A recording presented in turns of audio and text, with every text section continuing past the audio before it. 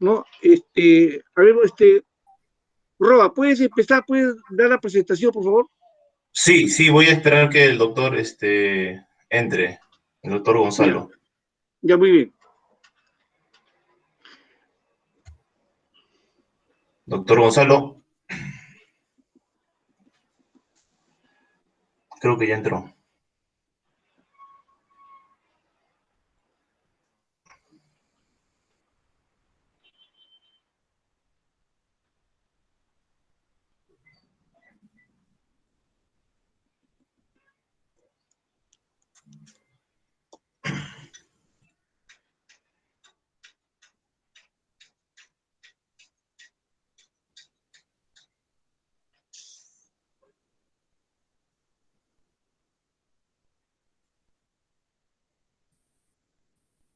Doctor Gonzalo, ¿me escucha?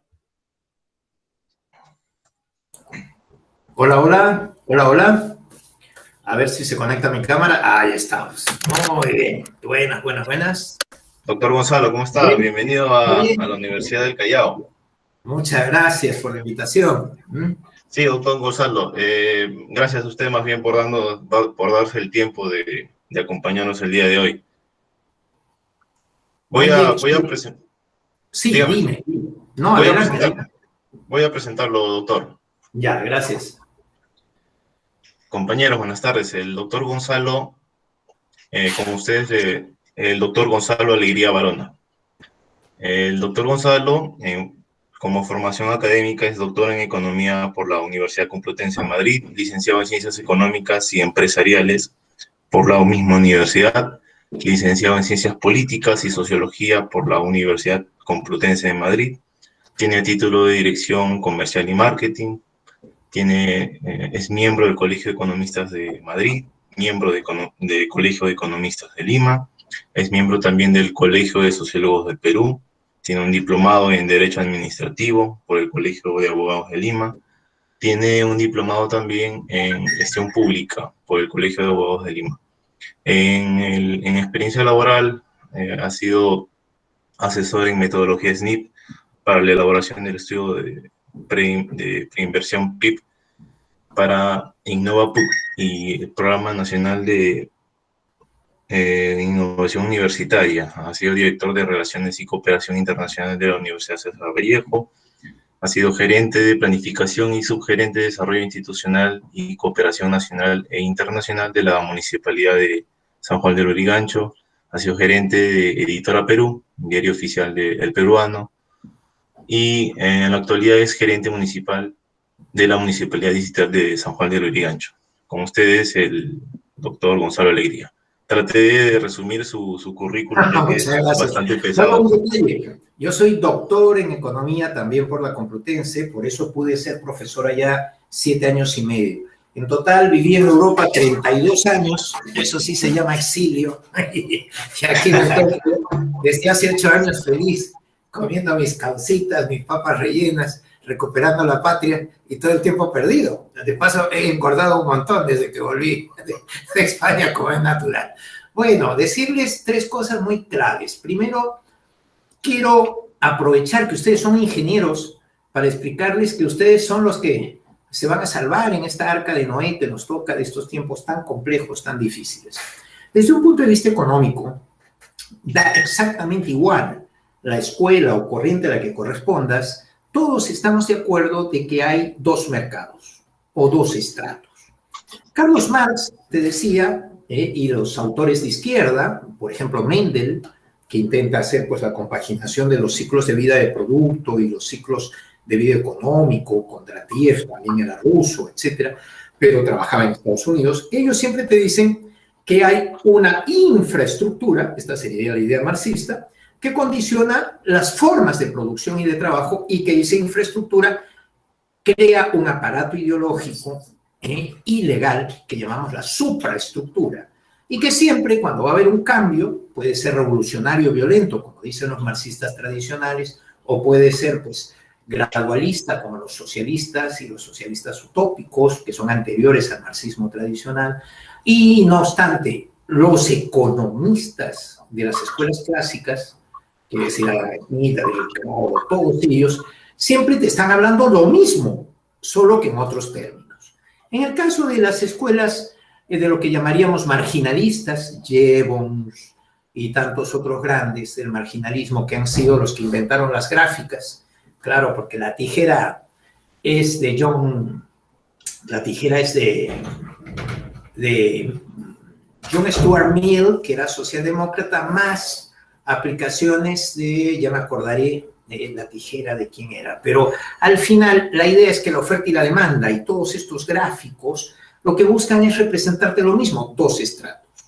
Y esos dos estratos serían, por un lado, el mercado de bienes, en donde intercambiamos dinero a cambio de servicios o mercancías ya consolidadas, y por otro lado está el mercado de factores productivos. Decimos cuando estamos en una economía liberal y te decimos ese mercado de factores productivos es las economías domésticas ofrecen un input y reciben como output pues la retribución, ¿no? Entonces, David Ricardo, Adam Smith fueron creando la teoría del mercado de factores diciéndote yo te ofrezco mi trabajo y tú me das a cambio un salario.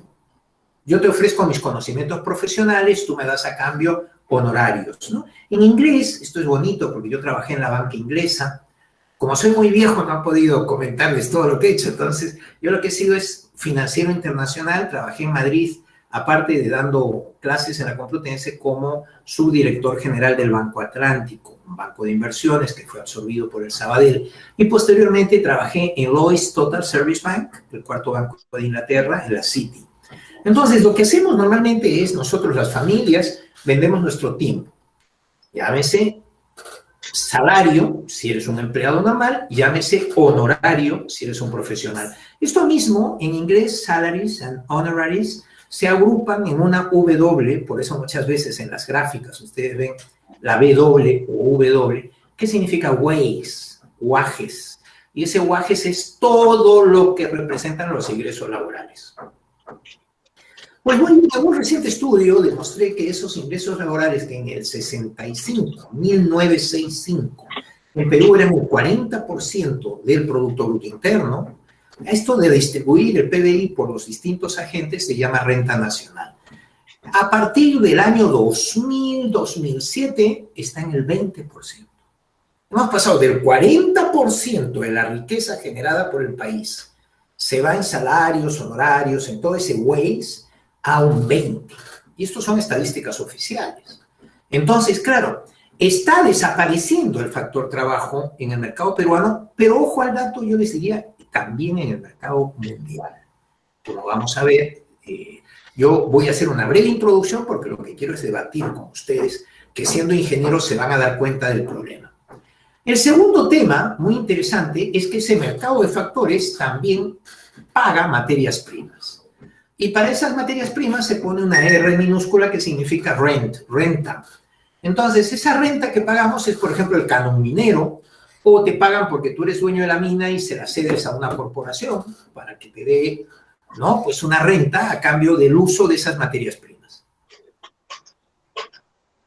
Por último, la economía se mueve en mercados, pues, de factores por el tema de trabajo, materias primas y capital. Y en el capital tenemos que te pagan un tipo de interés. Tú eres ahorrista, vas al banco, te paga un tipo de interés muy bajo. Tú eres prestatario, entonces el prestamista, que es el banco, te cobra un tipo de interés muy alto, etc. Y de esos márgenes de intercambio del capital es de lo que vive y funciona el sistema financiero. Hasta aquí los factores tradicionales. Después vino John Stuart Mill, un clásico de la economía y de la microeconomía, sobre todo padre de la microeconomía, con su famoso libro Teoría del Desenvolvimiento Económico. Mills, en 1931, en mitad de la gran crisis, nos dice el capitalismo va a morir, pero no va a morir por lo que dice Marx. No, Marx está equivocado. Va a morir éxito. El capitalismo va a morir de éxito. Claro, toda la gente en ese momento se escandalizó porque se suponía que el capitalismo estaba fracasando, porque estaba en plena crisis del 29. Pero él era brillante. Perdón, he dicho John Stuart Mill, creo, y estoy mal, porque es el famoso padre de la micro, se llama Schumpeter. Joseph Alois Schumpeter. Claro, estoy hablando de memoria, y para colmo acabo de tomarme un vinito porque tenía frío, así que a ver si voy a tener muchos lapsus. Pero Joseph Alois Schumpeter nos dice eso, el capitalismo va a morir de éxito. ¿Y por qué? ¿Qué dice Schumpeter? Hay un factor más que no conocemos, que no es el capital, que no es el trabajo, que no es las materias primas. Y lo añadió, y es la E de empresario. Y ese empresario hace la magia potagia de mezclar todos los factores y generar una plusvalía. Entonces, Schumpeter, muy brillante, dijo, el ciclo de capitalismo que nos proponía Marx, dinero, mercancía, dinero plus, donde esa prima o plus es el plusvalor, es verdad. Eso es cierto. Y nosotros invertimos y arriesgamos nuestro dinero para hacer mercancías y servicios para ganar más dinero, para tener un plusvalor. Pero en lo que Marx se equivoca, y yo estoy totalmente de acuerdo con Schumpeter en eso, es que ese plusvalor surja solo del factor trabajo.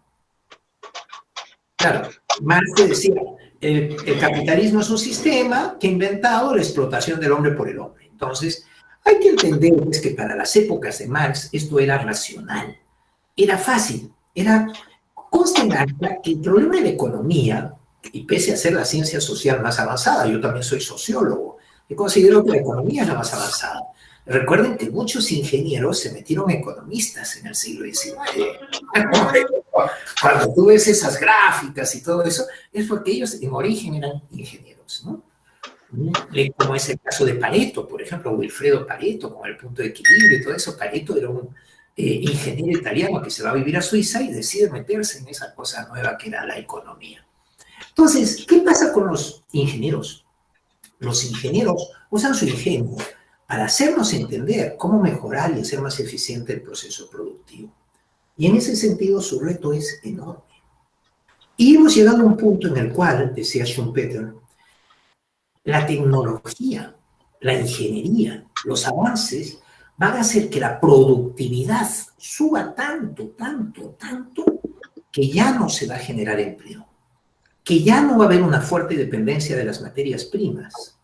Y como no va a haber fuerte dependencia de materias primas, se va a pagar poca renta por las materias primas, se va a pagar pocos salarios por el empleo, se va a pagar poco tipo de interés por el capital.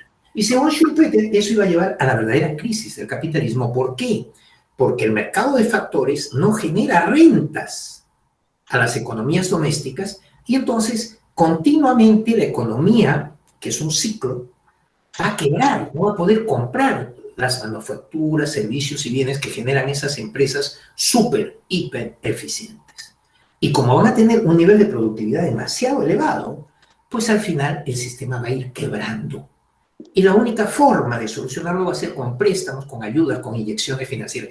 Mira, brillante, Schumpeter, brillante, al extremo de que la propuesta de Keynes, justo para salir de la crisis, y que se aplicó en Estados Unidos con el New Deal, fue financiemos con el Estado mediante bonos la reactivación económica y después esterilizamos los bonos y salimos cuando la crisis se recupere. Pero al final, ¿qué te está diciendo eso? Que cada vez la participación pública es más importante para moderar las crisis de un capitalismo que está muriendo ¿de qué? De éxito. Entonces, fíjense que el problema ahora, y ustedes son ingenieros, entonces me siguen un poco, ahora sí voy a pecar de sociológico.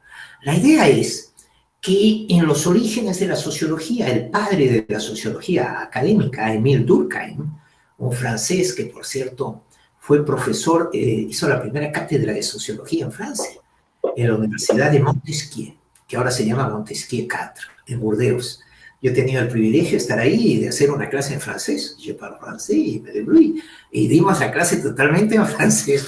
Y algo que me pareció paradójico es que la universidad entera se ha separado en 4 partes, y las 4 se siguen llamando Montesquieu.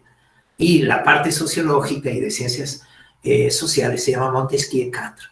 Y es un poco injusto, ¿no? Porque se debería llamar Durkheim, ya que él inventó el sistema sociológico en el sentido científico estricto, a través de estadísticas, desviaciones en la campana de Gauss, etc.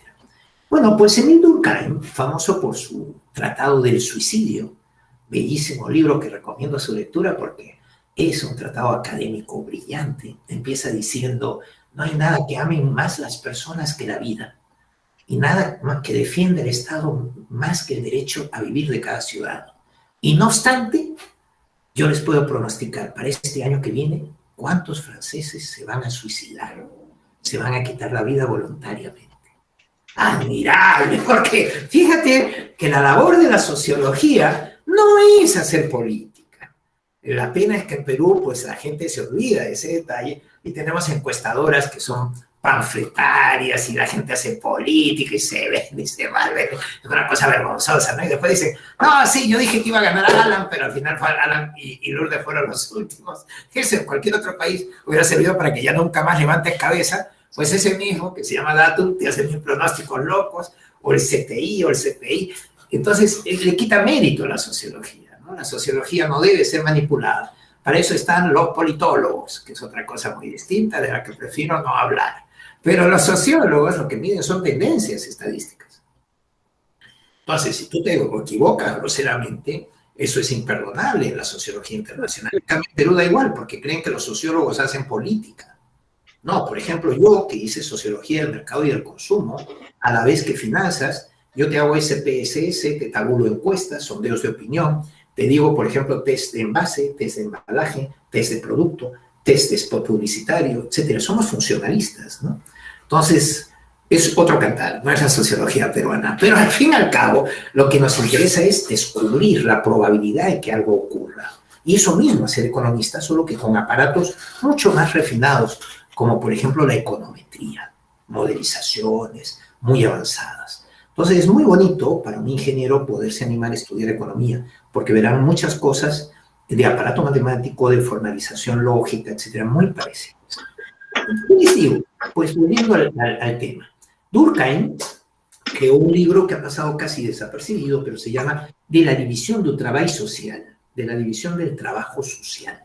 Y en ese libro, de la división del trabajo social, Durkheim afirma, el sociólogo tiene que estudiar el proceso productivo como una cadena de valor. Fíjense, el mismo término que ya usaba Adam Smith cuando nos hablaba en su tomo 12 de La riqueza de las naciones sobre cómo se organizan las empresas, que por cierto es una pena, la gente no lee, entonces no se da cuenta, ¿no? Adam Smith en el segundo tomo realmente inventa el management, cómo se organizan las empresas. Y el pobre Adam era una etapa en que la industrialización era tan débil que él coge como ejemplo la fábrica de alfileres, cómo se distribuye el trabajo en una fábrica de alfileres, quién corta el alambre, quién hace la cabecita, quién afina la punta, claro, un proceso de lo más primitivo. ¿Pero por qué? Porque era de un pueblo escocés, Kimberley, que solamente tenía eso, una fábrica de alfileres. Entonces, él se fue a la fábrica a descubrir cómo se organizaban, ¿no?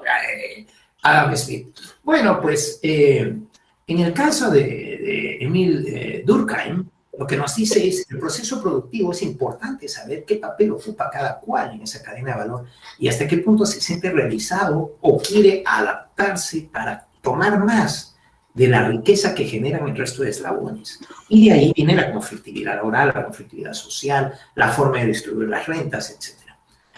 Eso mismo viene repitiéndose de mil formas en economía y sociología en temas como las cadenas de valor y, por ejemplo, tenemos teorías recientes como la competitividad de los países de Porter, que es de Harvard University, en donde nos explica por qué unos países son ricos y otros son pobres en esa cadena de valor global que ya se está configurando en el mundo. Y aquí voy a casi concluir, porque la idea es más debatir, ¿no? Si no, va a parecer una perorata esto. Pero habrán visto que por mi personalidad, además de ser hijo de Ciro Alegría, se supone soy intelectual, pues lo interesante es que he dado la alegría. Y yo les cuento esto con alegría. ¿Por qué? Porque el ingenio, la capacidad mental, no está reñida con la ilusión, con la manera de ver la vida. Y yo lo que sí les recomiendo a todos y cada uno de ustedes, más los ingenieros, que a veces se me amargan con lógica, porque el ingeniero ve que algo está mal hecho y ¿qué hace de inmediato? Se amarga, se disgusta, dice este proceso no funciona, esto no ha servido, no se ha hecho según lo que yo describí. Bueno, pero el ingeniero tiene ingenio, ¿no? De ahí viene la palabra. Y lo que busca es siempre la solución óptima, ese óptimo que al fin y al cabo es la eficiencia productiva. Por ejemplo, un grave problema de la administración pública en el Perú es que solo busca la eficacia, quiere decir, lograr el objetivo. Entonces trabaja con una filosofía de presupuesto. Te dice, yo tengo un presupuesto de 16 millones, Ejecuté el 80%. ¡Oh, qué eficaz es usted! ¡Oh, qué maravilla! Tal vez lo ha ejecutado malbaratando el dinero, gastándolo en idioteces, pero ya lo ejecutó. Y lo aplaudimos todos porque gastó el 80%. Y en cambio, tal vez con criterios de eficiencia, ese mismo dinero has logrado el mismo objetivo con solo un 60% de ejecución. Eso no te lo valora el gobierno peruano. Que si tenemos una administración per se y per secula seculorum ineficiente. ¿Por qué? Porque todo lo que busca es la eficacia en el objetivo y no los costos. Recordemos que esto nos lleva al gran reto de que en el Perú no hay gobernabilidad, quiere decir no hay estabilidad política y social, pero lo que es más grave aún, no hay gobernanza, entendida como el concepto de la eficiencia en el gasto público. Es un concepto creado en la unificación alemana, allá por los años 80, del siglo pasado. En cambio, la gobernabilidad la creó como concepto Charles de Gaulle, el político francés, en la última República Francesa. Entonces, aquí el quid de la cuestión, el criterio es, señores, el ingeniero sabe que la evolución de la humanidad nos ha hecho homo faber. Somos hombres que fabricamos cosas, que producimos cosas. Y eso es lo que nos diferencia del homínido, o del hombre primitivo, o del resto de especies animales. Muchas especies tienen tecnologías, tienen técnicas. Ahí está el castor cuando hace sus sofisticadas presas que le sirven de caza, o los nidos de algunas aves que son verdaderas arquitecturas de gran belleza, o el nido de unas termitas que son gigantescos trabajos en cerámica prácticamente, porque es barro seco, ¿no? Pero no, es el ser humano el que transmite conocimiento de forma ordenada a través de un lenguaje matemático y verbal admirable, ¿no? Ahí está Khwarizmi, que inventa la combinación de las dos cosas, el álgebra, ¿no? Es decir, la combinación de lo verbal y lo matemático en una sola expresión. Y entonces el ser humano, al trabajar esos lenguajes complejos, al saber registrar a través de la escritura y el número todo lo que ocurre a su alrededor y saber transmitirlo de forma ordenada, ha permitido la evolución de la máquina de una forma brillante. Concluimos diciendo, ustedes como ingenieros saben que lo primitivo, lo primero fue la herramienta, un martillo, un serrucho, que son al final simplemente complementos de tu propia fuerza física. Si tú tuvieras que clavar un clavo con tu puño, te dolería mucho más y sería mucho menos eficiente que si usas un martillo. Estás reforzando tu puño. Y si tú tuvieras que cortar algo, una madera con tus dientes, sería más duro, pero tú usas un serrucho y es como si potenciaras tu forma de cortar las cosas. Pues muy bien, ¿qué pasa después? Después de la herramienta viene la máquina herramienta, ¿no? En la historia de la tecnología, en donde lo que hacemos son herramientas que ya tienen un cierto poder físico. Por ejemplo, dices una polea, que sirve para que la grúa se mueva y lleve a altas alturas de la catedral gótica los trozos de piedra. Una rampa en las pirámides primitivas. Todo lo que signifique un apoyo en la física para que la máquina funcione ya es máquina herramienta. Posteriormente, esto evoluciona a las máquinas herramientas ya de Edad Media y posteriores, como el molino de viento, como el molino de agua, como tantos ingenios que siempre se siguieron basando. La misma yunta de bueyes, cuando le ponías para arar a los bueyes la yunta, pues era una máquina herramienta, obviamente basada en la fuerza física de los animales, las poleas tiradas por caballos o burros, etcétera, etcétera. Finalmente llegamos a la máquina propiamente dicha. ¿Y qué es la máquina? Es una herramienta sofisticada que, además de sustituir por completo al ser humano, puede ser movida por energía artificial. Y esto sí es lo brillante de la máquina. Y ahí tenemos la locomotora, la máquina de vapor de Watt, los primeros motores de combustión, los primeros focos o bombillas eléctricas, etcétera, etcétera. Las máquinas herramientas son el milagro de cuando ya el ingeniero no solamente controla la máquina propiamente dicha, sino la fuente de energía que es artificial y canalizada. Llegados a ese punto, en pleno 1930 y tantos, justo cuando sale el libro de teoría del desenvolvimiento económico diciéndonos que va a fracasar de éxito el capitalismo, saca John Maynard Keynes, Keynes se dice en Perú, John Maynard Keynes, saca un libro sobre el paro tecnológico, el desempleo tecnológico. Y ya te dice entonces, 1930, me da la impresión de que va a empezarse a generar desempleo a partir de máquinas cada vez más inteligentes. Claro, no dice smart machines, como decimos ahora, smart TV y similares, smartwatch, sino que decía clevers, ¿no? Decía brillantes. Pero para el caso es lo mismo. Dice, las máquinas son ahora las inteligentes. Empiezan a tener inteligencia autónoma.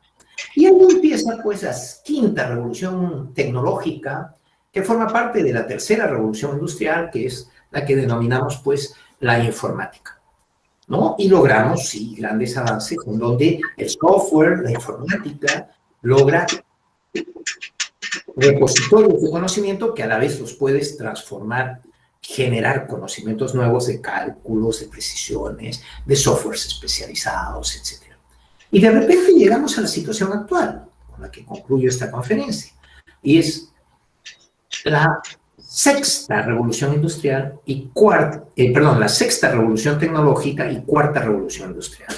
Lo que algunos llaman la industria 4.0, otros están llamando, pues, la maquinización total, etcétera, etcétera.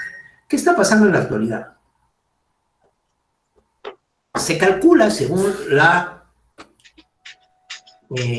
OIT, se dice en español, OIT, Oficina Internacional del Trabajo, ¿no? Que todos conocemos en inglés por ILO, ¿no? ILO, International Labour Organization. Bueno, en español, Oficina Internacional del Trabajo, ha publicado recientemente un informe de un tal Frederick, en donde tenemos que Frederick de Oxford University, en colaboración con lo que es la Organización Internacional del Trabajo, definió que se va a perder el 47%, repito, se va a perder el 47% de los empleos actuales antes de fin de siglo. ¿Por qué? Por la inteligencia artificial, la big data, la robótica, etcétera, etcétera. Entonces, este cuento chino de que no hay problema porque siempre generarás nuevo empleo no está tan cierto. Aquí viene el problema. Porque en las revoluciones anteriores siempre hubo el paso a otro sector. Por ejemplo, si usamos los criterios de Colin Clark, de los tres sectores de la economía, primario, secundario y terciario, el primer sector, que era la economía agraria, minera y pesquera, el extractivo, se tecnificó en la primera revolución industrial y la gente pasó al sector secundario, a la industria. Perdón. Posteriormente, la tecnificación de la industria también fue tan grande que sobraba mano de obra y se pasó al sector terciario, que es, pues, el sector servicios. Y ahora vamos a tecnificar por completo todo, primario, secundario y terciario, para hacer robótica, para hacer inteligencia artificial. Vamos a elevar la productividad humana una barbaridad. Y la pregunta es, ¿y a dónde vamos a pasar? No hay un sector cuaternario. No se ha inventado. Y por eso ahora hay un debate. Por ejemplo, está Jeremy Rifkin, que fue asesor de la Casa Blanca, un autor contemporáneo actual muy interesante. Está Joseph Stiglitz, que es premio Nobel y siempre es bastante progresista. Paul Krugman, que es especialmente famoso por su premio Nobel en temas de comercio exterior y políticas industriales. O la recientemente fallecida Ostrom, que fue la primera mujer que recibió el premio Nobel en economía. Ellos sí han estado trabajando supuestos escenarios de hacia dónde va a ir la sociedad, porque se llega a la conclusión de que vamos a llegar a muy pocas empresas de carácter global que van a abarcar grandes sectores con una enorme eficiencia y con economías de escala crecientes.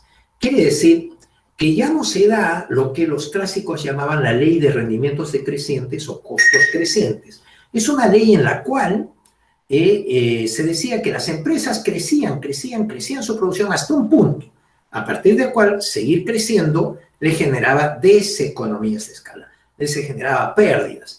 Y es por eso que podía haber muchas empresas para cada cosa.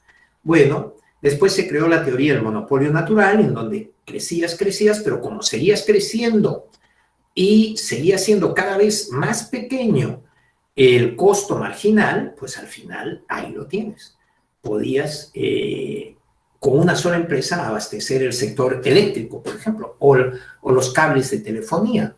Y por eso es que se crearon las entidades reguladoras en todos los estados para que una empresa privada hiciera el tendido de cable telefónico, una sola empresa el tendido de cable eléctrico, y después se le obligaba con las entidades reguladoras a dar un precio de paso a los competidores para racionalizar el proceso, porque lo que era un absurdo es que cada cual pusiera su poste de luz o cada cual pusiera su poste telefónico. Entonces, sí hay monopolios naturales, sí hay situaciones en las cuales la tecnología te permite economías de escala crecientes continuas y no llegas a un punto a partir del cual decrece. Y por eso hay ahora negocios, startups, como pueden ser, pues, yo qué sé, ahí tienen el caso de Airbnb, o puede ser Uber, ¿no?, que es la empresa de taxis más grande del mundo y no tiene ni un solo taxi en propiedad, y tantas otras que son súper rentables y que realmente prácticamente no tienen activos y no tienen posibilidad de depreciarse. Entonces, esto nos lleva a la gran pregunta: si muy pocas empresas van a ser las proveedoras de los servicios estandarizados a nivel global, y el resto, ¿de qué va a vivir? Porque es como cuando la gran minería viene a Perú. Sí, favorece a 20.000, 40.000 personas, pero después ya no. Y en cambio representa cada vez proporciones mayores de las divisas conseguidas en los mercados internacionales o del Producto Bruto Interno, esa gran minería. Entonces, cada vez hay más riqueza, pero llega a menos personas. No chorrea, como se diría vulgarmente. Y esa es la situación actual. Por eso es importante buscar nuevos modelos. Por ejemplo, el modelo chino y vietnamita de socialismo de mercado ha sido todo un éxito, porque ha sacado de la incultura y de la pobreza a millones de personas en muy poco tiempo, con una gran prosperidad, combinando aspectos de competitividad internacional y apertura global a los mercados con los aspectos de redistribución socialista, ¿no? También es interesante ver la socialdemocracia nórdica y cómo ha funcionado de bien Suecia, Finlandia, Noruega, con un Estado fuerte. La Unión Europea también tiene posiciones de Estados fuertemente intervencionistas que, no obstante, dejan que haya competencia y ayudan a esa competencia. Corea del Sur, por ejemplo, tiene uno de los sistemas sanitarios más importantes del mundo, es liberal y favorece la competencia, pero no obstante, tiene un Estado muy sólido para lo que es educación y salud. Entonces, les dejo la duda a los ingenieros: ¿hacia dónde vamos? ¿Y cuál es el papel de la informática en todo esto? Total. Yo creo que va a ser un ciudadano o un celular, ese es el futuro. Para la trazabilidad en motivos de salud, se demostró en países como Taiwán, como Corea del Sur y similares, que venga el virus que venga, lo mejor es tener tu GPS en tu celular, estar perfectamente ubicable para si hay algún virus, la trazabilidad permite evitar el contagio, ¿no? Elegir en qué zonas estuviste y aislar a las personas que estuvieron en esas zonas. Número 2, habrá que recuperar mediante vacunas y eso la confianza, pero no vamos a volver a la sociedad del pasado. Cuando dicen todos los alumnos van a volver a clases presenciales, perdonen que lo duden. Yo creo que vamos a un sistema mixto de lo que llaman los gringos el blended learning, quiere decir que parte va a ser virtual, parte va a ser presencial. Y lo mismo va a pasar con casi toda la sociedad. Nos vamos a tener que adaptar a una sociedad moderna, basada en la informática, basada en la robótica, basada en la inteligencia artificial, en la big data, como dicen en Perú, para que lleguemos al siglo XXII en igualdad de condiciones. Y ese es el reto que le queda al Perú, y por eso tan importante el papel no solo de los ingenieros en general, sino de los ingenieros informáticos en particular. Ayudar a esa modernización del Estado, a que los servicios sean todos a través del celular o a través de Internet, el que los desplazamientos prácticamente desaparezcan, que lo que hay es desplazamientos de mercancías y muy pocos desplazamientos de personas, y el intentar que se incremente sensiblemente la actividad productiva nacional a nivel agrícola, forestal, ganadero, minero, extractivo, y también, como no, manufacturas y productos procesados, principalmente de esas mismas explotaciones primarias. Recuerden que Australia es país desarrollado, y lo único que hace es lograr más valor añadido a sus productos primarios, como la lana o los minerales. Lo mismo pasa con Nueva Zelanda. New Zealand lo que hace es añadir más valor agregado, más valor añadido a sus productos tradicionales, como son los lácteos y en menor medida las frutas exóticas, etc. Hay países cercanos a nosotros como Chile, ¿no?, que también tiene este ejemplo en Codelco, la gran mina de cobre chilena, que vende un 30% más caro su cobre sobre la base de hacer procesamientos, laminado, hilo de cobre para telecomunicaciones, etc. Entonces, al final, el cobre que produce, que es la mitad del mundo, también logra un valor mucho mayor para ese cobre que el que logra el Perú.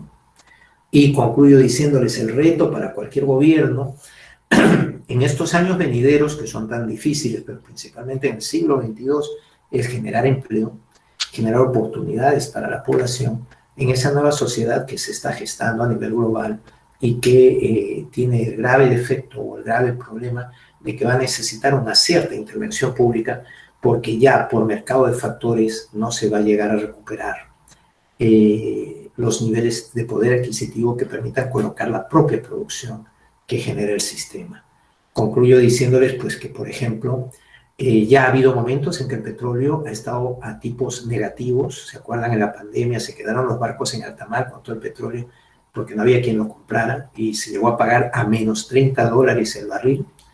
También ya ha habido momentos en que el tipo de interés ha estado en cero o negativo, tanto en la Unión Europea como principalmente en Japón, que lleva una recesión muy fuerte desde hace muchos años, o casi cero, con lo cual estamos en lo que se llama en economía el stagflation, desempleo más inflación.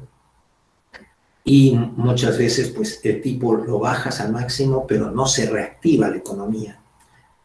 Y por último tenemos todo lo referente pues al mercado laboral, que es muy contradictorio porque la Unión Europea, los países más avanzados, han bajado el nivel de vida de sus trabajadores y han presionado las negociaciones colectivas, sindicales, etcétera, para desbaratar el estado de bienestar, diciendo que si no, no pueden competir con los países emergentes, que lo que hacen es quitarle derechos a los trabajadores, con lo cual, en vez de todos mejorar, lo que hemos hecho es todos empeorar en términos relativos. Y bueno, agradecerles a todos y cada uno por este tiempo de reflexión conjunta, y estoy abierto a preguntas, dudas, diálogos sobre cuál es el papel de ingeniería y informática en el siglo XXII con esta nueva economía que vamos a tener, basada principalmente en tecnología y en altos niveles de productividad, con bajos niveles de retribución de materias primas, trabajo y capital. Muchas gracias. Gracias, doctor Gonzalo. Unas consultas.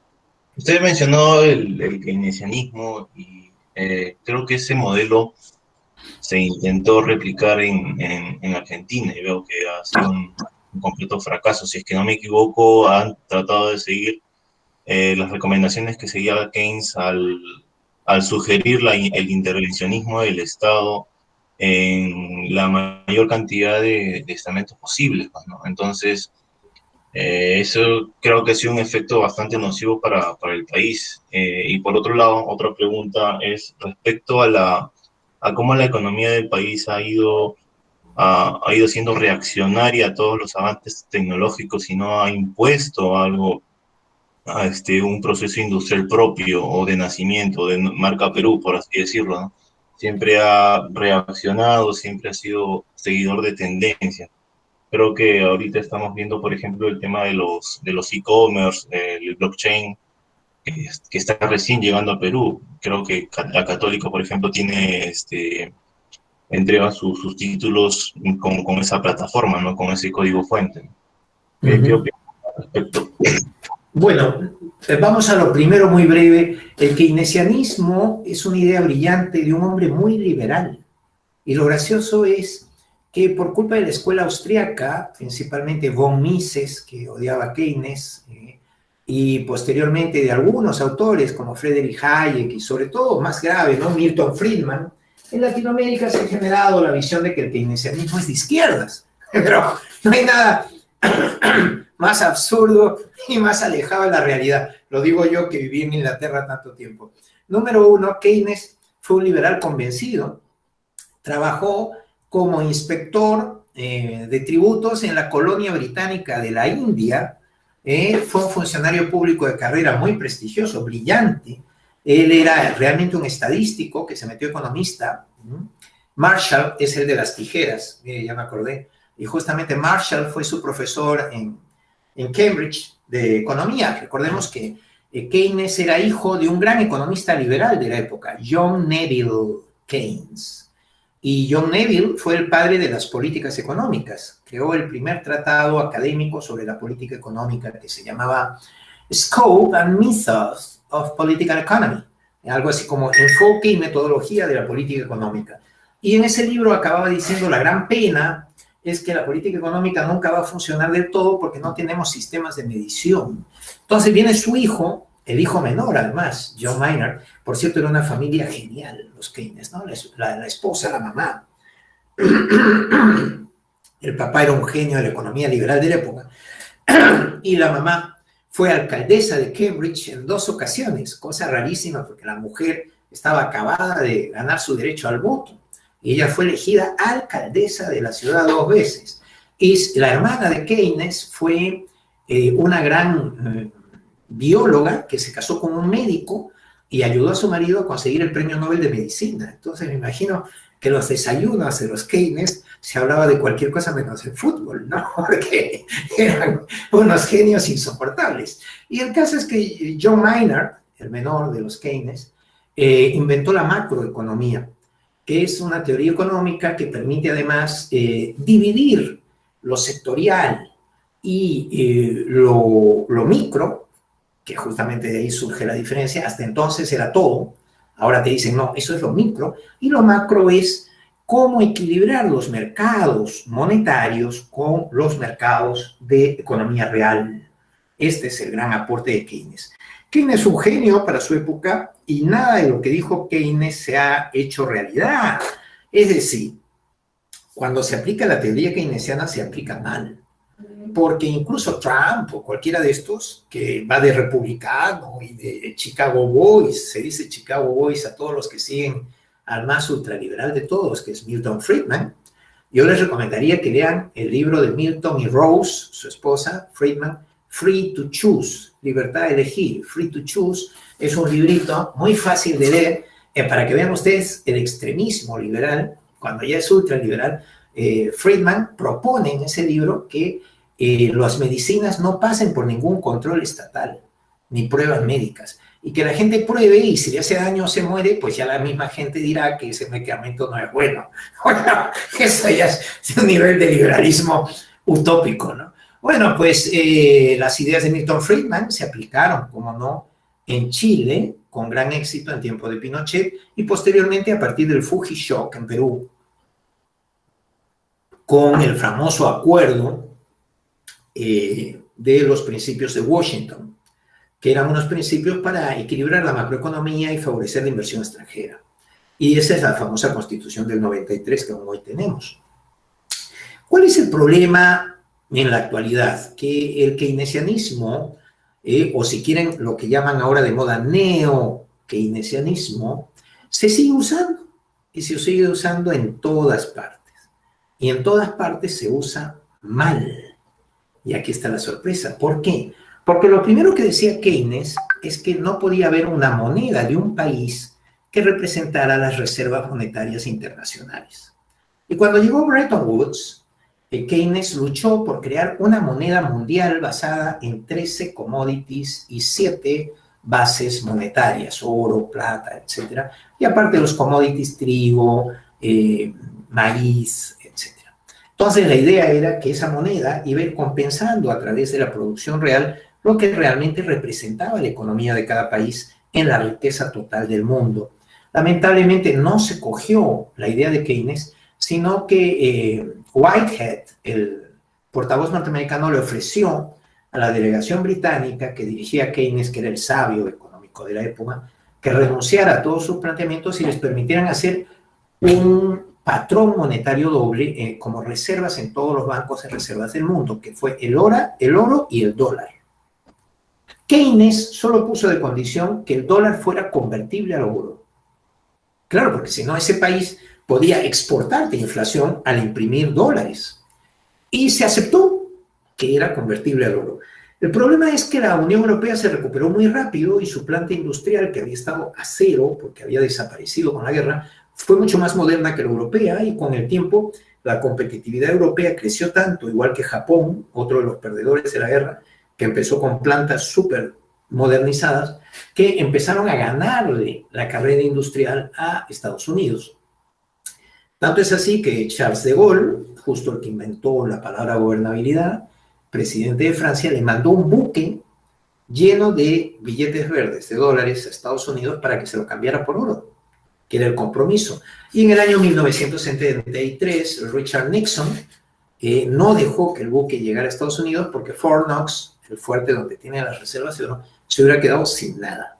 Se lo hubiera llevado todo Francia, porque ellos imprimían muchos más billetes y pagaban mucho más. Entonces, de lo que ellos realmente tenían en respaldo en oro. Y por lo tanto, al final, eso es lo que ha generado lo que se llama la inflación exportada de Estados Unidos. Estados Unidos consume, y te paga con papelitos verdes. Y a veces esos papelitos verdes los puedes convertir en activos norteamericanos, porque recuerden que un billete es una promesa formal de pago, un depósito de valor, pero no es un activo. El activo es lo que compras con el billete. Entonces, por ejemplo, Japón dijo, bueno, pues vamos a convertir todos nuestros billetitos verdes. Cuando era segunda potencia mundial Japón, se compró medio Estados Unidos. Se compró Sony, se compró todos los estudios de filmografía de Hollywood, ¿no? Century Fox, Universal, todos pasaron a ser de Sony, que era una multinacional japonesa que llegaba y le daba miles de millones de dólares, le devolvía sus billetitos verdes. El Rockefeller Center de Nueva York es japonés. Entonces, ahora el problema es que cuando le ha llegado el turno a China, China ya tiene 17 millones de dólares en reservas y no tiene que comprar en Estados Unidos. Estados Unidos ya no es interesante, no hay mercadería, las fabrica principalmente China y los gigantes asiáticos. Entonces, la situación es que lo que hacen actualmente la mayor parte de los países europeos y especialmente Estados Unidos es trampa, porque lo que hacen es emiten deuda, que es lo que te decía Keynes, pero no la esterilizan.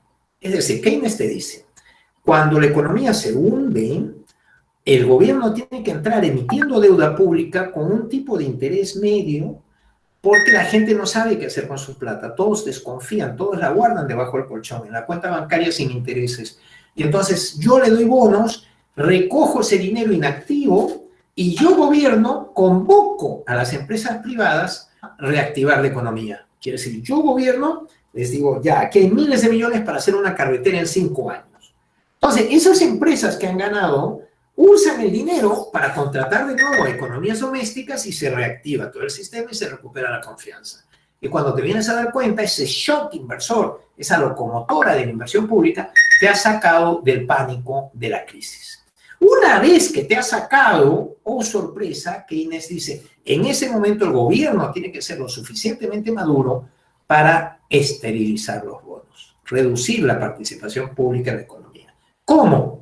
Pues como la economía está creciendo, te va a pedir más dinero, que emitas más dinero. Entonces tú emites dinero, pero a cambio de retirar los bonos, que es otra forma de oferta monetaria. Recordemos que en la economía M es la monetary supply, la oferta monetaria, y hay un M1 que es el cash, M2 que sería cash más cuentas a la vista, M3 cash más cuentas a la vista más cuentas a plazos, M4 letras de cambio, así, ¿verdad? Y llegamos a los bonos y los bonos son otra forma de dinero. Entonces, ese dinero lo estamos retirando y poniendo dinero en efectivo a cambio, pero ya no hay recalentamiento porque es la economía la que necesita esos medios de pago porque está generando más activos reales. Economía real, economía monetaria van de la mano. Lamentablemente, y esto es un hecho, la política de esterilización de bonos no se hace ni en Estados Unidos. Me acuerdo que siempre los republicanos dicen que van a reducir la deuda y la terminan incrementando, ahí está el caso de Trump, y nadie reduce los bonos. Entonces, esto no es un problema de keynesianismo o neokeynesianismo, es un problema de egoísmo político. El político quiere hacer obras, quiere invertir, y entonces, como ya la deuda se ha vuelto algo incontrolable, lo más fácil es seguir emitiendo deuda. En el caso de Perú estamos en un 30% del Producto Bruto Interno según la limitación de la ley en vigor. Lamentablemente por la crisis, en este momento estamos en el 35.9 de deuda y a largo plazo, bueno, nada, ni siquiera. A diciembre estaremos en el 37,5, solo ejecutando el presupuesto que nos deja Vizcarra. Para el año que viene, si queremos una reactivación económica, necesariamente tendremos que estar entre un 42 y un 45% de deuda pública contra el Producto Bruto Interno. Pero eso sería el máximo histórico y la idea es ser prudentes y volver a reducir eso hacia el 30 original, porque es esa política macroeconómica seria y rigurosa lo que nos ha dado un gran prestigio y una enorme capacidad para captar de inversión extranjera directa y una enorme proporción de divisas acumuladas con respecto al gasto real del Perú. Finalmente, decir que la segunda pregunta era, por lo tanto, cuidado, queda claro de que yo sí defiendo que el keynesianismo bien llevado es la solución en momentos erráticos y de crisis, pese a lo intoxicado que está el mercado, porque la parte financiera no tiene un respaldo real en economía. La economía real no está generando tantos activos como para respaldar la emisión monetaria, principalmente de Estados Unidos. En el segundo punto me preguntaban por, bueno, me perdí, no me acuerdo bien qué me preguntaban, pero a ver si me recuerdan, pero muy breve lo voy a contestar porque sé que... Sobre el ciclo industrial acá que se ha venido llevando, muchos hablan de... la política industrial peruana no existe, ¿no? ese es el primer problema. Y el segundo, hay dos teorías, pues la liberal, que es mejor que no exista nada, y la asiática, ¿no? La asiática es que sí, hay que tener políticas industriales incluso cuando eres liberal, ¿no? Ahí hay dos modelos, el modelo de Corea del Sur y el modelo de Japón, por ejemplo, el modelo de Singapur, el modelo de Taiwán, de los tigres asiáticos. Y estos Asiatic Tigers, ¿qué nos dicen? Tenemos que lograr inversión extranjera directa y hacernos socios de grandes industriales que sí funcionen. Y a partir de esa expertise, ese conocimiento compartido, yo ya creo mi propia industria. Esta estrategia, que parece absurda, no lo es, ha sido de una gran efectividad. Es como Corea pasó de ser el tercer país más pobre del mundo en 1959 a ser actualmente la octava potencia mundial. O como Singapur, que era un islote de piratas en total anarquía, cuando lo recibe su presidente reelecto tantas veces, 28 años en el poder, Lee, ¿no? Un general que se hacía reelegir, ¿eh? Dicen que las malas lenguas, que no era nada democrático, pero fingía un gobierno democrático, pero al final logró una oligarquía nacional que sí favorecía la industrialización, el conocimiento.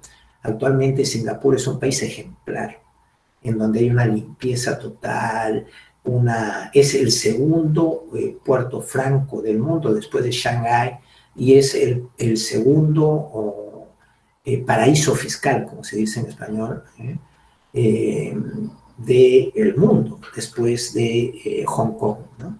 Singapur sería un ejemplo de éxito de políticas de este tipo. Quiere decir, la política industrial es, me hago socio. La otra opción, en estos casos asiáticos, es me hago socio sobre la base de que me dejes el 80% de los puestos de trabajo en cada escalafón. Por ejemplo, dice, tienes que poner la planta entera, desde el tornillo, la tuerca más ínfima hasta la pieza más complicada se debe hacer en mi país. Y además todo el proceso de comercialización, todo. A cambio yo te hago una política de oferta, te dejo el terreno gratis, no me pagas impuestos, la mano de obra es más barata, la luz, el agua es más barata que en tu país, etcétera, etcétera. Ahora, el acero, etcétera, ¿no? El tema de la política de oferta es que esto que parece entreguista, porque le estás dando muchas facilidades a la inversión extranjera, no lo es. ¿Por qué? Porque, por ejemplo, haces venir una empresa extranjera con su tecnología y su expertise y le obligas a que el 80% de todos los puestos van a ser de coreanos, y de esta forma, o de singapureños, o de lo que quieras, y de esta forma ellos aprenden, y después con ese aprendizaje son capaces de competir pasados 20 años. Este es el caso de Japan Venture Capital, JVC, que fue a Corea del Sur con una política de oferta, siendo el número 1 en electrónica del hogar, y terminó sustituida por una empresa creada por los propios empleados de Japan Venture Capital en Seúl, que actualmente se llama Life is Good, LG, y es la primera del mundo en electrónica global. Entonces la idea es, esto mismo lo hace China, solo que China lo hace de una forma distinta, incorporando socios locales, proveedores e inversores que al menos deben ser propietarios de un 50%, en Vietnam es más fácil, es entre un 20 y un 30% del total del capital social de las empresas que se colocan en estos países. Por eso yo hablo siempre de patriotismo económico. Da igual si eres socialismo de mercado como Vietnam o Laos o China republicana, o si eres pues como Taiwán, Singapur o Corea, eres liberal. Pero siempre buscan la fórmula de que la cadena de valor genere riqueza interna en el país, valor agregado, valor añadido interno en el país.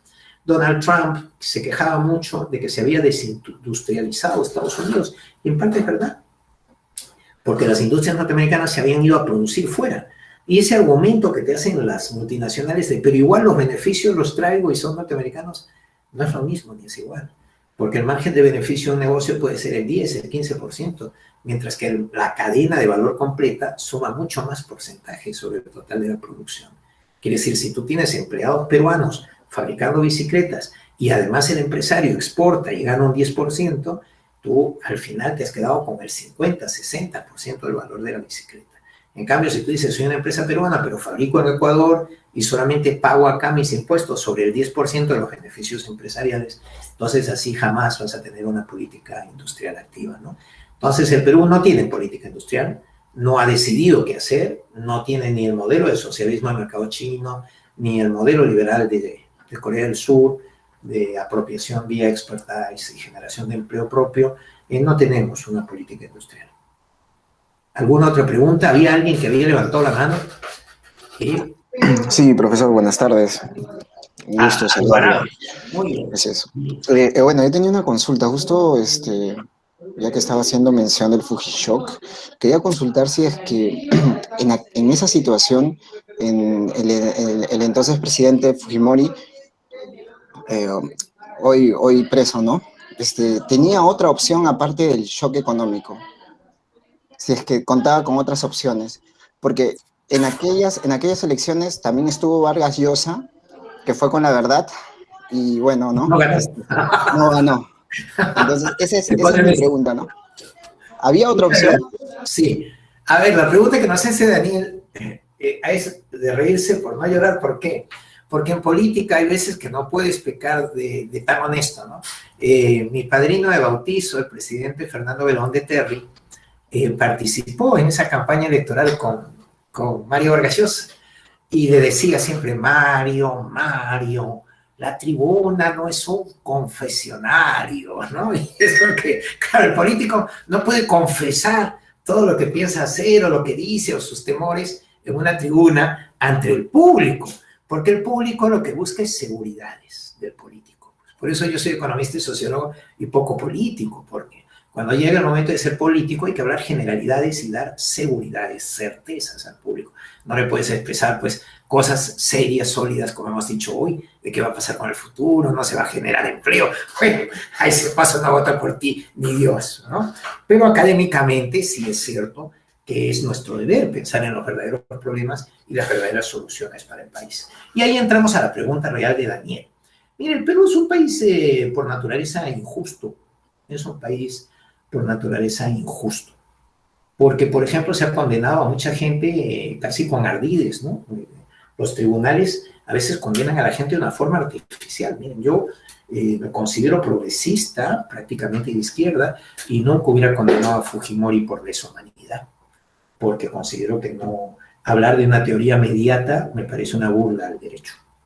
Y otra cosa es que tú le tengas rabia y lo condenes por los diarios chicha o lo condenes por lo que quieras, pero por lesa humanidad, sin ningún documento, sin ninguna prueba objetiva, solo por dimes y diretes de las dos personas que eran sus colaboradores y terminaron odiándolo, ¿no? Que fue la secretaria Montesinos y Montesinos. No, por eso tú no puedes meter a cadena perpetua, hombre. Además, esos criterios de lesa humanidad, y esto peco de honesto con ustedes, ¿no? Esos criterios de lesa humanidad los inventó un jurista español que era vecino mío en Pozuelo, al que admiraba yo mucho. Fue un juez de moda, el juez Baltasar Garzón. Y no obstante, él creó eso para poder traer a Pinochet y otros criminales de guerra, como decía él, los criminales sociales a España a juzgarlos, porque la ley lo permitía. Y al final el Tribunal de Derechos Humanos de Luxemburgo, ¿no?, en Europa, lo castigó y lo separó durante año y medio de la carrera judicial en castigo porque consideraba que era un criterio caprichoso de interpretar la ley el crear esa supuesta, diríamos, culpabilidad mediata basada en el supuesto de que usted tenía que saber. No hay papeles, no hay documentos, no hay nada objetivo que lo pruebe, pero se supone que usted estaba al tanto. Claro, imagínate, ser presidente del Perú sería el oficio más riesgoso del mundo, porque usted tiene que estar al tanto de lo que hace cualquier grupito policial o militar que se desbande, usted tenía que estar al tanto. Entonces la cosa no es tan fácil, ¿no? Y así como relativamente, y solo por pensar, creemos que se cometen muchas injusticias, lo cierto es que tal vez el Fujishock era indispensable. Era indispensable, ¿por qué? Porque la inflación y la hiperinflación de Perú nos colocó en el segundo puesto del ranking mundial y Alan García en 5 años logró 1.103.000% de inflación. Entonces, estaba totalmente descontrolado el sistema general de precios. Y como ustedes saben, en economía decimos que el asignador de recursos en el mercado, el que te dice si algo es escaso o es abundante, el que te hace que algo sea rentable de hacer o no rentable, es el precio. Entonces, si los precios están desquiciados, no va a funcionar el sistema de arranque. Y Alan García pues le daba la maquinita, tenía un banco central de reserva que tenía que hacer lo que él le dijera. Cuando llega el Fujishock, con la aplicación que el Fondo Monetario Internacional y el Banco Mundial le pusieron de condiciones a Perú, estaban pues los principios de Washington, y entre ellos hay principios sanos, ¿no? Uno era el que el Banco Central de Reserva del Perú fuera independiente y que hiciera una política monetaria estricta para evitar la inflación. Entonces, eso tenía que ir acompañado de una política fiscal acomodante. ¿A qué llamamos eso? Pues que el gasto público y la inversión pública se adapten a la nueva oferta monetaria, y para que no genere inflación por exceso de gasto, teníamos que lograr que se recuperen los activos. Entonces se optó por una receta que era esta del consenso de Washington, que era el de la venta de empresas públicas, privatización, liberalización, apertura de mercados, etc. Y la verdad es que de ahí vino pues un saneamiento general de la macroeconomía peruana, y hasta aquí estamos. Ahora, decir que todo lo que ha pasado desde entonces es un milagro económico tal vez es ser demasiado conformista. Las tasas de crecimiento algún año llegaron a un 10%, pero en general no pasaron nunca del 6%. Muchos años estuvieron en el 4%, en el 2%. Por ejemplo, la Unión Europea, hay muchos países ricos, España, Italia, Alemania, que crecen al 2%, al 4%. Con un poco de suerte, alguno de ellos, como Irlanda, ¿no?, ha llegado a tener 20, 30 años al 6%. Nosotros no hemos pasado de 10 años al 6% de crecimiento y ya nos consideramos un milagro, porque la verdad es que la estabilidad de nuestra República Peruana siempre ha sido un desastre, ¿no? Entonces, decirles, no obstante, ¿qué otra opción quedaba? Ninguna. Había que hacer un ajuste monetario, porque había que crear una nueva moneda, desinflar, quitarle todo el valor a la moneda en circulación y empezar a desaparecer el INTI de Alan García y volver pues a la estabilidad monetaria con el nuevo sol peruano, el PEN, Peruvian New Sol, que es lo que actualmente hay, ¿no? Y nada más. Quiere decir que lamentablemente el shock sí se tenía que hacer. Las formas de hacer el shock, el grado de daño a las familias, eso ya es discutible, ¿no? Pero que había que desinflar la hiperinflación era un paso indispensable, porque si no era imposible. Ahora puedes discutir que si debió dejarse alguna subvención a la leche o al pan, porque todo estaba distorsionado, el sistema de precios, por subvenciones directas a la canasta básica, ¿no? Leche, pan, aceite, etc. Ahora solo trabajamos con precios reales sin ningún tipo de subvención, y lo que hacemos es ayudas a las familias directamente, a las personas en necesidad, como Pensión 65 o el programa Juntos, etcétera, ¿no? Que es lo que hacen en general todos los países desarrollados. Una última pregunta por ahí que teníamos, parece.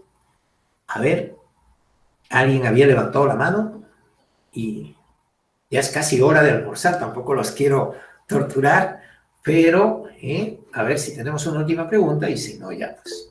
Ahí es Juan Carlos Buenas Sánchez. tardes. Sí. Una pregunta. ¿Cómo está? A Buenas ver, tardes. Paul Paucar. Dinos, Paul. Así es. Sí, doctor.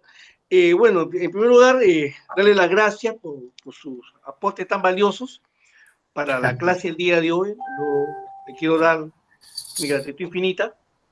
Gracias. Dígame, doctor, ahora el problema que estamos expuestos es a lo que se viene. Exacto. Usted habló hace unos minutos sobre los países nórdicos, lo que era Noruega, por ejemplo.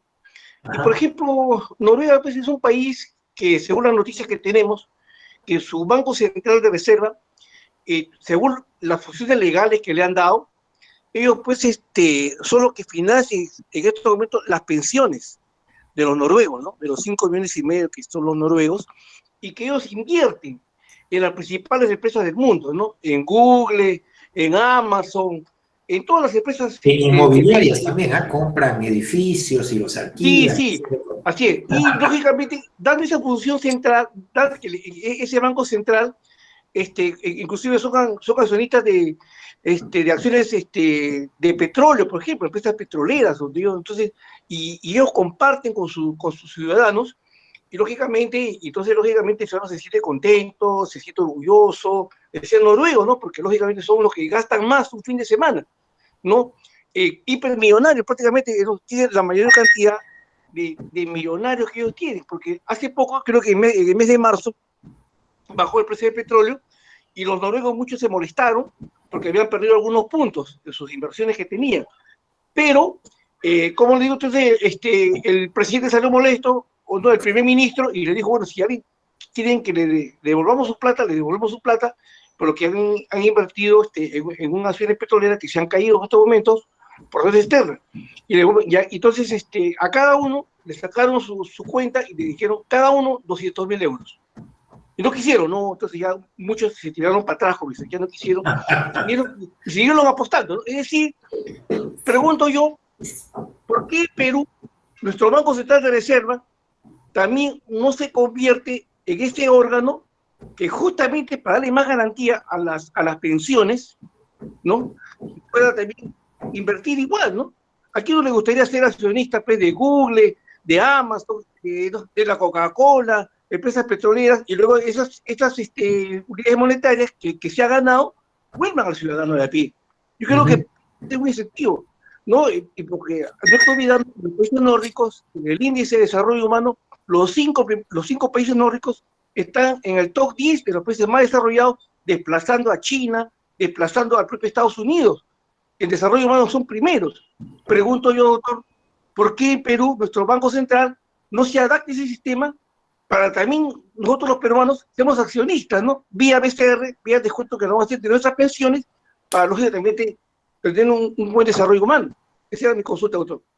Sí, lo que hay que tener en cuenta es que, en primer lugar, Noruega es un país que ha logrado un desarrollo muy sólido sobre la base de que son solo 5 millones de personas. Imagínate lo que estamos hablando. Es un país enorme, que conste, yo he viajado por los países nórdicos con mucho cariño en muchas ocasiones, y es un país enorme, muy alargado y precioso.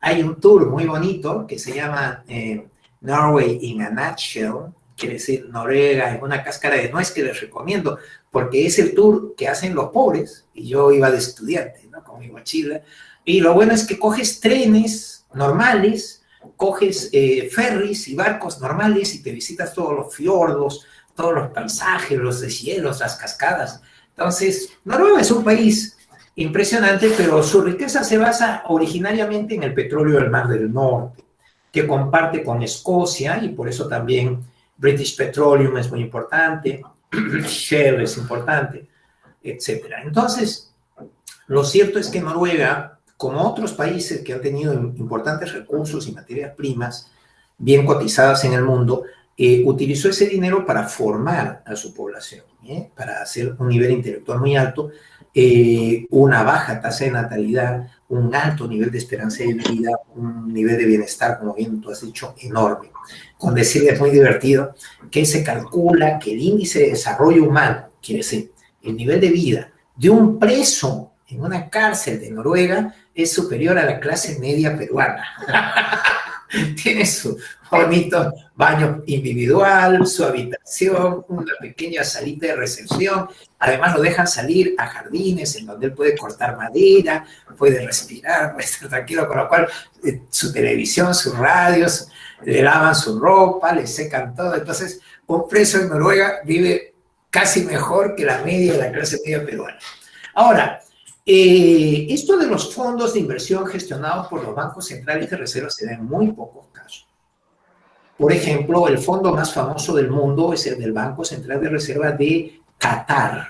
Qatar es un pequeño emirato en los países árabes que produce gas natural, no produce petróleo. Hay gente que se confunde. Qatar solo produce gas natural, pero lo manda por barcos y por gasoductos a Europa y viven de maravilla, porque como son 4 gatos los cataríes, y habrán visto que, por ejemplo, el Fútbol Club Barcelona, yo soy del Real Madrid, por cierto, no del Barcelona, pone Qatar aquí en sus camisetas, y que Qatar Airlines es la línea aérea de las mejores del mundo en calidad, etc. ¿Qué pasa con Qatar? Que es pro-occidental, por eso a veces la gente por ignorancia piensa que ellos son radicales. Lo que tienen es un pique con Arabia Saudita, que es un problema ya interno de ellos.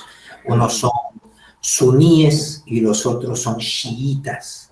Y como ustedes saben, los chiitas son más fanáticos religiosos musulmanes que los suníes, ¿no? Porque un suní cree en Alá, un chiita cree en el yerno de Alá, que se casó con la hija de Alá y que ha traído muchas complicaciones al mundo porque es el inventor de la Guerra Santa. Realmente Alá no inventó la Guerra Santa, al contrario, que hablaba en Al-Corán del respeto y el apoyo entre todas las culturas, ¿no?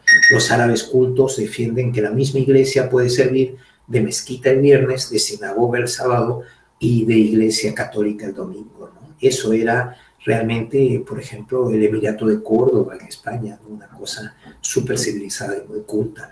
Y este fanatismo religioso árabe es una gran pena que tenemos, es el triunfo de los chiitas contra los suníes o sunitas, ¿no? Pero bueno, esos son problemas aparte. Lo cierto es que Qatar es el fondo de inversión más importante del mundo, de forma que un catarí al nacer tiene un respaldo de su estado de $20 millones por habitante. Este sería el fondo más exitoso. En segundo lugar está el noruego, pero muy lejos, ¿no?, en importancia, pero igual están en torno al millón pico, 1.800.000 por habitante.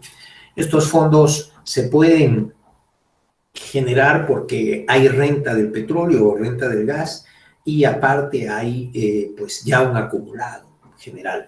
En el caso de Perú sería un fracaso un sistema así porque no tenemos una generación de divisas tan importante como para después llevarla al fondo y lograr que el fondo funcionara para todos.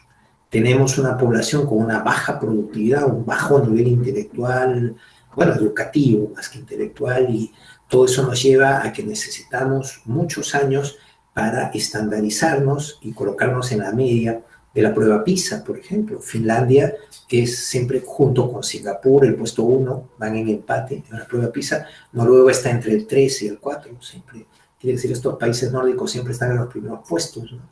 Lo mismo en competitividad de países. Entonces, claro, facilita mucho los negocios, facilita mucho la iniciativa privada, lo que se llama la creative economy, economías creativas, inventar películas, libros, discos, modelos de ocio, como pueden ser los videojuegos, que dan tanto dinero. Ahora un videojuego da mucho más dinero que una película, ¿no? Tú sacas la película y resulta que el videojuego de la película te da de recaudación 4 veces más que la película, ¿no? Entonces los modelos de negocio están cambiando.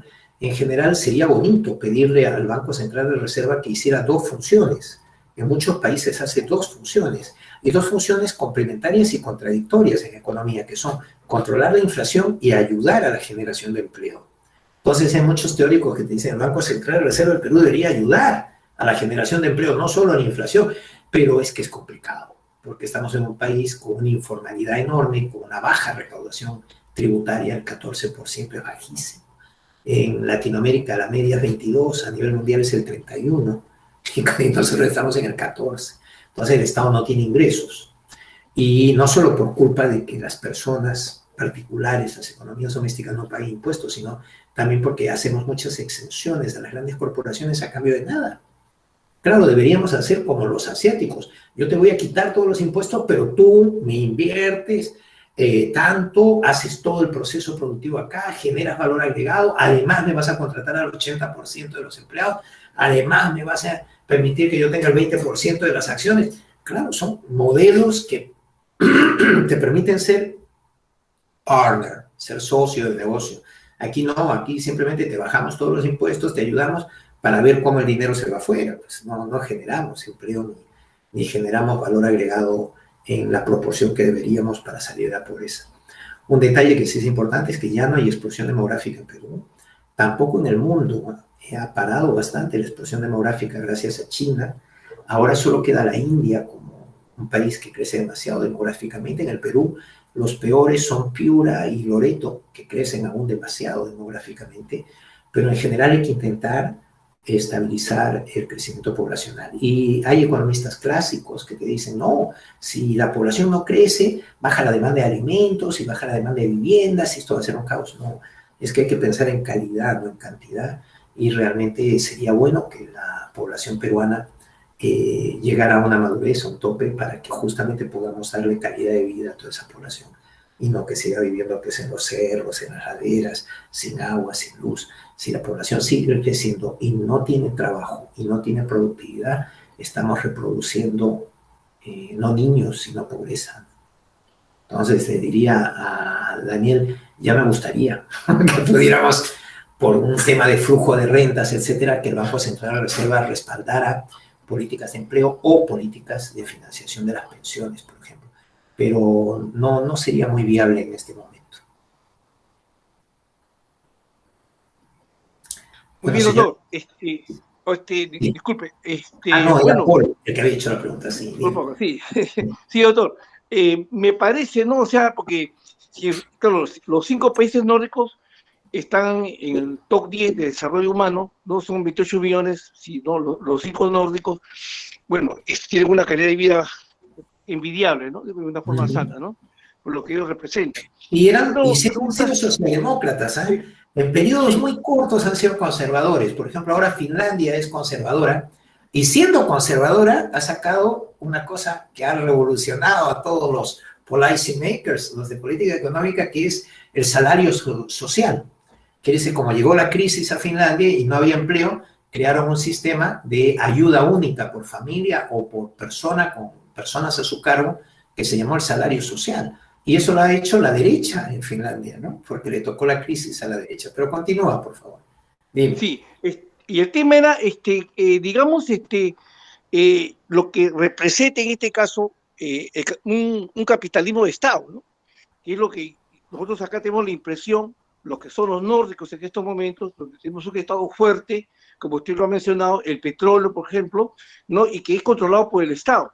Pero nosotros aquí en Perú, yo tengo la impresión particularmente que el Estado pues dice que debe controlar también los sectores estratégicos, ¿no? Por ejemplo, el sector petrolero, el sector gasífero, los puertos también podrían ser, ¿no? Parte del Estado, porque son sectores estratégicos que más recaudan en el país. O en todo caso, un modelo mixto, ¿no? Público-privado, pero con una ascendencia, en este caso, de sector público, por la emergencia económica, social, que en estos momentos vive el mundo. Y usted lo ha dicho, por ejemplo, von Hayek también lo dice, ¿no? En sus obras, Caminos a la Servidumbre, que en sectores de emergencia, en los cuales peligra la subsistencia humana, el sector, usted también creo que coincide, el Estado tiene que asumir, ¿no? El protagonismo de velar, en este caso, por la subsistencia humana, ¿no? Y yo, por eso, yo particularmente pienso que un capitalismo de Estado sería lo más idóneo, con un sector fuerte en los sectores estratégicos, para poder impulsar nuestra economía. Hoy en día no es así. Por ejemplo, el gas, por ejemplo, o en los minerales, por ejemplo, las compañías mineras el día de hoy no pagan IGB. Y eso es lo que a uno nos ofende, porque todos pagamos nuestro IGB, pero no, ellos pagan y luego les devuelven. El año pasado les han devuelto 5.800 millones de dólares. Algo que, ¿no? no entendemos, ¿no? Entonces, lógicamente, creemos que ahí se puede hacer una reforma, ¿no? Nosotros para que, lógicamente, darle más, digamos, más recursos, en este caso, a la población, invertir más en educación. Estos 5.800 millones de dólares que le devuelven anualmente en promedio a las mineras, podría servir para potenciar la educación, más recursos, más tecnología, mejor infraestructura en los hospitales, en los puertos, los aeropuertos, mejores pistas, agua, desagüe. Hay 8 millones de peruanos que no tenemos agua. Y eso es, la verdad, que en el pleno siglo XXI, pues, prácticamente es indignante, me parece. No sé qué opina usted sobre eso, otro. Bueno, el tema de la devolución del IVA o IGB, que le seguimos llamando IGB, por cierto, pero ya oficialmente PPK le puso de nombre en los 120 decretos de urgencia de uso de IVA, impuesto de valor agregado, impuesto de valor añadido, como en el resto de países, pero en el Perú no le hemos hecho ni caso a la reforma de PPK de los 120 decretos porque ocurrió en un momento tan convulsionado políticamente que nadie se fijó en nada, ¿no? Y aprovechó él para dejarnos una deuda de 20.000 millones de dólares en bonos para la reconstrucción del norte, que por cierto se invirtieron solo 800 millones, ¿no? Un desperdicio absoluto. Estamos pagando intereses por esa deuda de 20.000 millones en la banca internacional y está esperando en una cuenta de reserva del Banco Central de Reserva del Perú a que ahora lo inviertan los ingleses, porque hemos sido tan inútiles que hay que llamar a un país extranjero para que se atreva a invertir en el norte porque nuestros funcionarios no se atreven. Pero bueno, el tema es que tú dices, capitalismo de Estado, ¿por qué los funcionarios peruanos no funcionan? ¿Por qué el sistema estatal peruano no funciona? Porque honestamente no hay una carrera de funcionario público. En la Unión Europea, en los países nórdicos, en Estados Unidos, hay un sistema de carrera de funcionario público. Y tú entras de secretario o secretaria con un nivel bajito y llevas papeles al comienzo, pero te vas formando y según tu experiencia es exitosa, te dan puntos. Y según tú te vas examinando, te dan más puntos. Y así es como vas ascendiendo. Y solamente los puestos más altos, directores generales, viceministros y ministros, son cargo político. Todo el resto es funcionario de carrera. Entonces, pongamos un ejemplo. En el Perú, casi un 20% de los empleos son públicos. Quiere decir, 1 de cada 5 vive del sector público, directo, no los indirectos, que es mucho más. Podría llegar al 30% de la población si fuera por peso indirecto de la generación de empleo. Pero de gente que trabaja en el sector público, que ya son millones de personas, hay 1.590 cargos de confianza en solo el Estado, ¿no? El sector de los ministerios, etcétera, 1.590 altos cargos, que serían esos ministros, viceministros, directores generales. Y por debajo de eso todos deberían ser profesionales, pero se hizo un invento, Servir, que no fue emitido. Se suponía iba a ser una norma general, pero de inmediato el Ministerio de Justicia dice que no podía aceptar eso. También Defensa dijo que no podía aceptar eso. Y se fueron saliendo varios grupos. Por ejemplo, el propio MEFI, la SUNAT, que no podían aceptar eso y al final pues ha resultado una reforma frustrada. Mientras no haya una carrera de funcionario público, ¿qué ocurre? Lo que Max Weber llamaba el spoil system en Estados Unidos.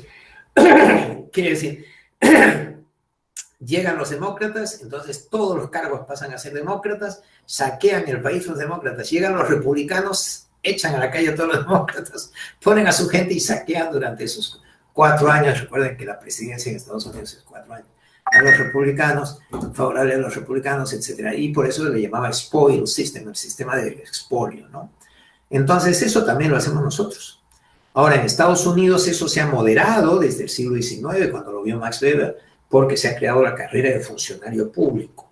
Por lo tanto, cuando llega el demócrata, llega el republicano y dice, voy a aceptar esta salvajada, tiene debajo un montón de funcionarios que dicen, eso no lo podemos hacer nosotros, porque nos echan de la carrera, porque eso es ilegal, por esto.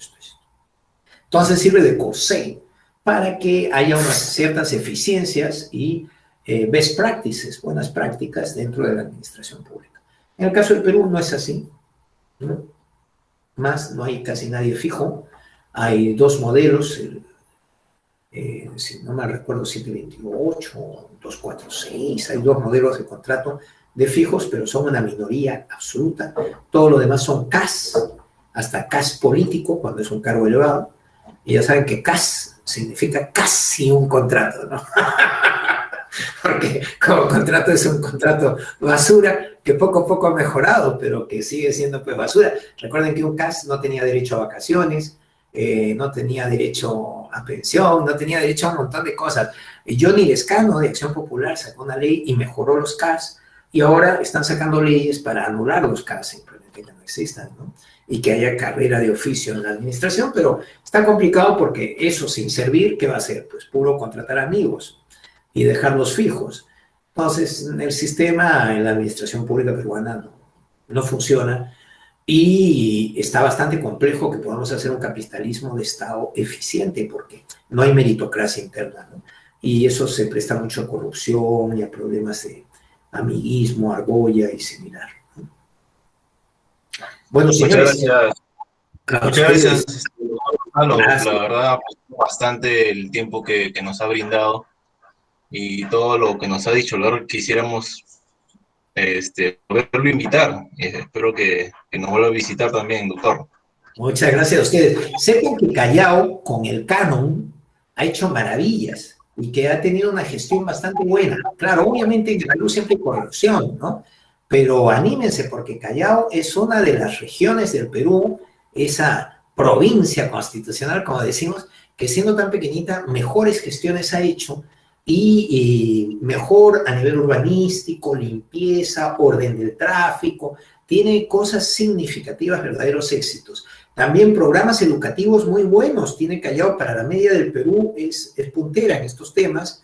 ¿Y qué le quedaría pendiente? Erradicar la pobreza y la criminalidad. Y esto se debe sobre todo a dos factores. El primero es que es un puerto. Callao es puerto. Y todos los puertos del mundo tienden a la criminalidad, la prostitución, etcétera, porque los marinos llegan con muchas ganas de beber y de disfrutar de la vida, ¿no? Entonces, todo eso genera problemas. Un buen modelo para Callao, que podrían estudiar ustedes en sus tesis, cosas, proponerles, ¿no?, a economistas, a sociólogos, porque no es tanto tema de ingeniería, es compararse con otras ciudades puerto que sí tienen mucho orden, disciplina y nada de vicios, pues, ni de problemas de seguridad ciudadana, como es el caso de Rotterdam, ¿no? Rotterdam es una ciudad puerto gigante, es el puerto más grande de Europa y funciona fantástico. Entonces habría que ver qué hacen en Rotterdam, esas best practices, ese benchmarking. A ver, ¿cómo ha hecho Rotterdam? Y aprovechar y hacer en Callao cosas parecidas, adaptadas, obviamente, no es copiarse, ¿no? Y con eso, pues lograr que Callao ya solucionara los dos problemas que le quedan, que son la seguridad ciudadana y sobre todo el tema de la pobreza, ¿no? Erradicar esos pocos focos de pobreza que quedan. Y por lo demás, pues mi saludo a todos los chalacos y a todos los alumnos de la Universidad del Callao y decirles que me encanta pasearme de vez en cuando por el Callao y que han hecho una gran labor en el fuerte del Real Felipe con ese auditorio y tantas cosas para darle también vitalidad al Callao. Un gran saludo a todos, ¿eh? Y hasta la próxima. Gracias. Un gran saludo, doctor. Gracias. Adiós. Gracias, Adiós. doctor. Gracias, doctor. Gracias. Muchas gracias, doctor. Gracias. Adiós. Gracias. Muchas gracias, doctor.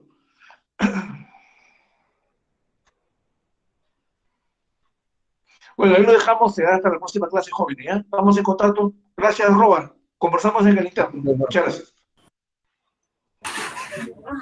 Hasta luego, Doctor. profesor. Que tenga Hasta buena luego. tarde. Cuando guste. Buenas noches. Bueno, Hasta luego, profesor. Buen día. pues, Profesor, un favor, ¿podría subir la clase, al menos esta? Por favor. sí, todo está grabado, no hay problema. Ya.